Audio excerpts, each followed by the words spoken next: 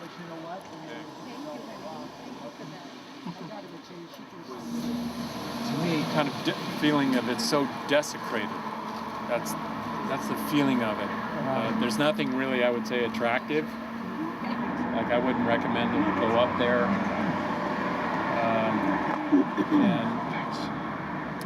And so it was just an odd feeling, but also at the same time I was very experience of being blessed. I just felt blessed that I was somehow allowed to go up there, and then I was thinking this could be considered the greatest, most important place on the planet, right where I am, and it's as like nobody cares. It was an odd, strange feeling. The odd car was driving by. There was nobody, no pedestrians. It was like I was the only one out here who had any interest in where the Messiah was going to do his business. Anyway, there you go. That's one of my stories. That was a few months before we did the first festival. Well, seems like a good place for a moment of peace, huh? Well, this is a first of a sort because I haven't been here with a group before, and I didn't hear about any of our groups coming here to this spot before. Well, the question I'm hearing is it's a small question: who is the Messiah?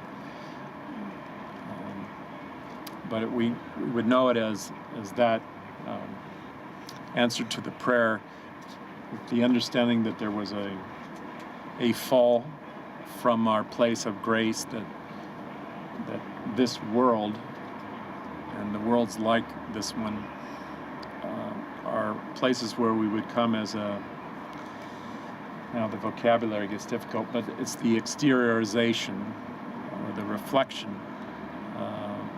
upon our divine nature, so that it's like we have to be outside of our divine nature in order to see it as something other than the oneness of what it is. So that there was a consciousness that wanted to see itself, but the way to see itself, it would have to exteriorize, and the way that was done as an illusion, to come into something of an illusion of like a reflection.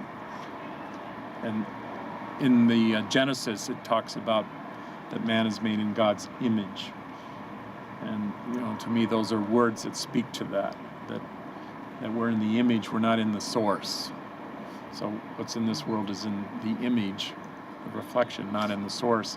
And that the Messiah has the keys to the source, so that it's allowed to enter into the illusion with the consciousness of knowing source, knowing God, and being able to make that available. In the traditions of the mystery schools, then it was done for those who were ready, those who were called forward individually. And then Jesus came in to offer a new grace, so none could be refused who seek the return, who seek the salvation. So that part of our realization is that we come from God, we come from the divine, and the awakening is I'm not in this world, I'm not in my divine place, I'm not in my home, and the search begins, and then there is one who comes forward holding those keys. Then all who seek can find, all who knock, the door is opened. So here we are knocking on the door, then it be opened. And I do consider that what we see as material things are not what would stand in the way of us in connecting to our divine source and to the Christ, so that the Christ stands with us, breathes with us as we are here, and in all the consciousness of soul, that there are none who are refused when we have the wit, when we wake up, or that we're in the presence of someone who's demonstrating that consciousness.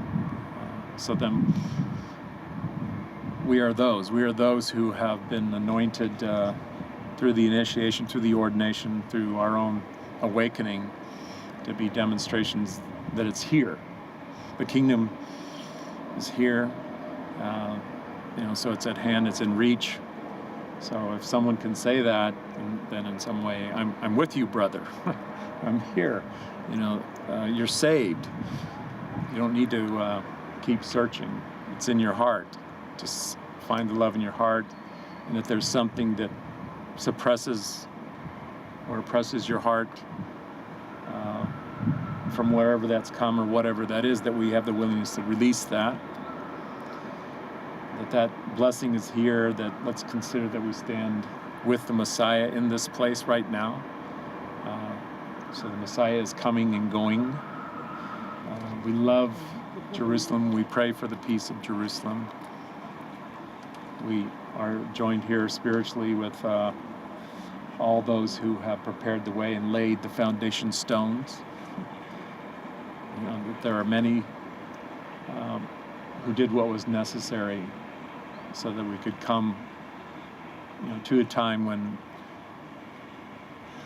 what needs to be released in the form of negativity, brother against brother, that we're part of that message, that we're here in peace, and we're amongst our people and the people of the Lord, that the Lord loves all these people. Ewig Bisham.